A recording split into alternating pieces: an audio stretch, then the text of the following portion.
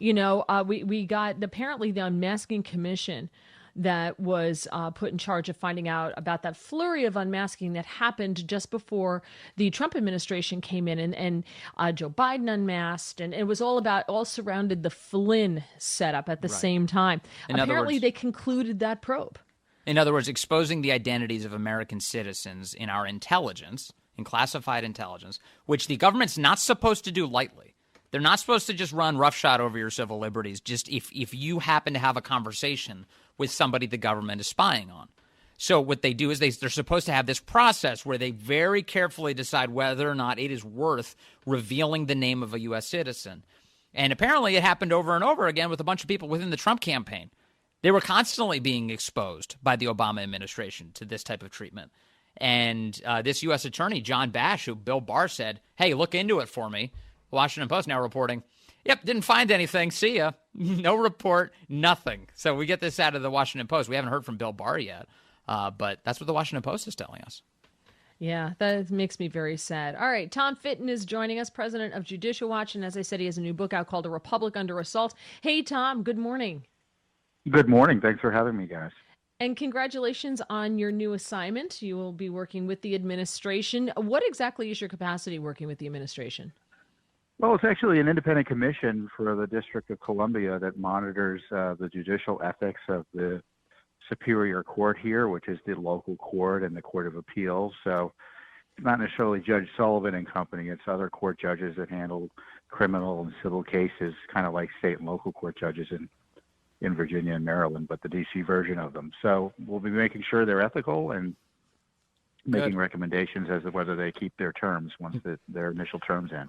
Good. Yeah, your watchful eye has been really helpful to the American people on a bunch of issues. I want to ask you about the one that Mary and I were just talking about, which is that the Washington Post reported last night that the, quote, unmasking probe that was being conducted by U.S. Attorney John Bash has concluded, and there will be no charges or any public report, according to the Washington Post. Do you believe this, and what do you make of it?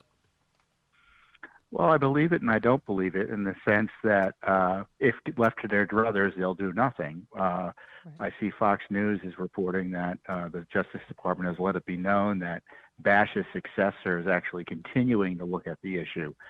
But it's pretty clear that, reading between the tea leaves, that the Justice Department doesn't want to do anything about it. Certainly if there was a big case to be made and there was an approval for a big case, it's not a question of whether or not anything wrong went on. The question is whether there's any, in my view, political will to pursue serious prosecutions or investigations. And, my view is unless these big guys are being brought into grand juries and we kind of have that appearance that an investigation's being done, I don't buy any conclusion that nothing went on. Even in the Washington Post, I said they found no substantive wrongdoing. What does that mean? Mm-hmm. Yeah. Was there I don't know. non-substantive wrongdoing?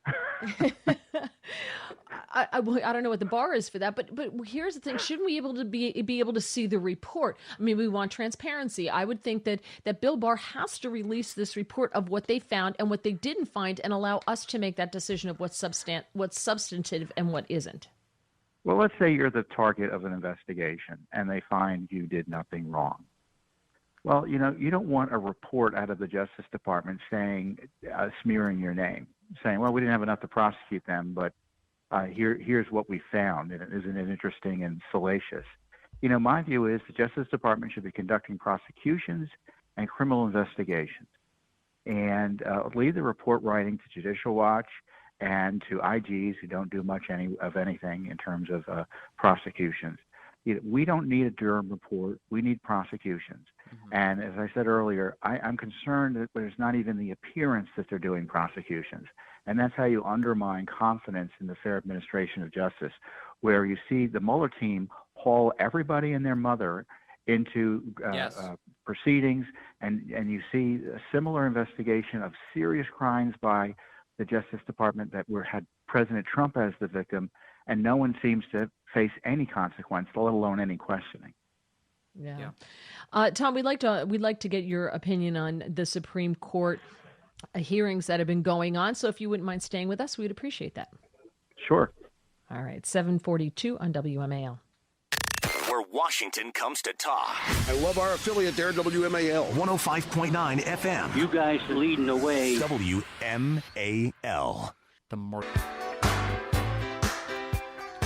We're here with Tom Fitton, the president of Judicial Watch. Tom, thank you for staying with us.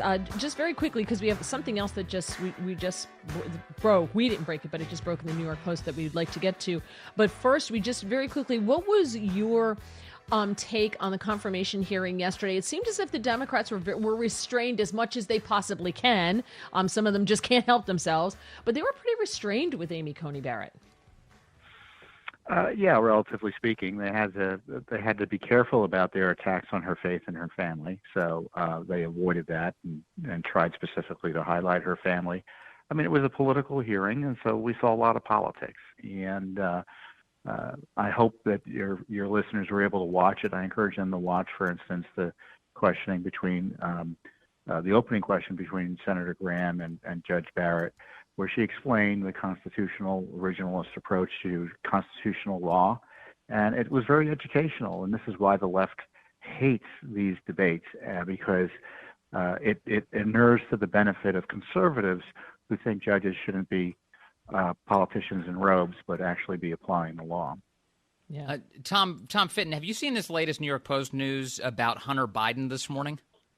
I have not. Okay, let me share it with you and our audience then for the moment, and we'll get your snap reaction to it. We've got headline, Smoking Gun Email Reveals How Hunter Biden Introduced Ukrainian Businessman to Vice President Dad.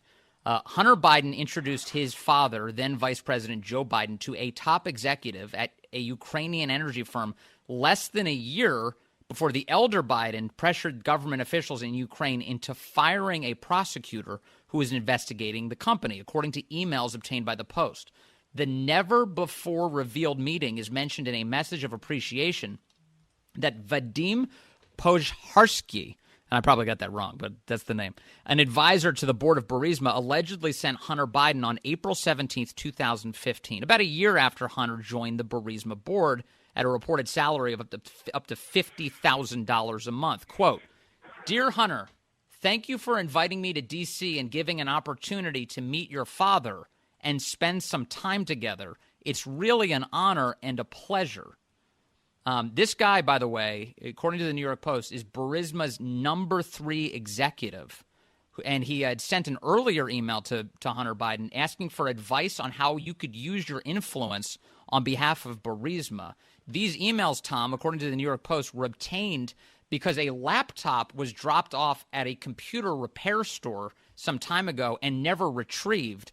That laptop, the owner in the store, copied all of the documents on the laptop, kept them for himself, but also gave that laptop and its files to the FBI. This is why we're now finding out about these details. Any reaction to this?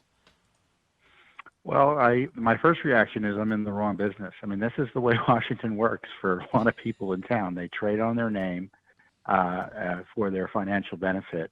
And it going back to our earlier discussion, why isn't the Justice Department been aggressively investigating Joe Biden and how his family and he had transformed his office, into a piggy bank for the benefit of his close relatives, namely his son and looks like his brother as well. So there are big issues here, and these emails further highlight that the Ukrainian issue, President Trump was right to raise questions about the corruption. How desperate they were to avoid Biden from being questioned that they impeached him for daring to ask questions about the corruption. And you can see evidence of what they were trying to hide here. Yeah. By the way, there's some question here. They claim again that this guy turned the computer over to the FBI in December. They say that the hard drive and computer were seized by the FBI in December after the shop's owner says he alerted the feds to their existence. That would suggest that the FBI is at least investigating Hunter Biden, no? Or not. Or suggest they have the documents and they haven't done much with it. Yeah, exactly. A lot of questions. And whether or not the documents are accurate or they're legit, we already know there are State Department and other documents showing entrees and concerns about the Biden-Burisma connections in Ukraine. And this is not Trump administration information.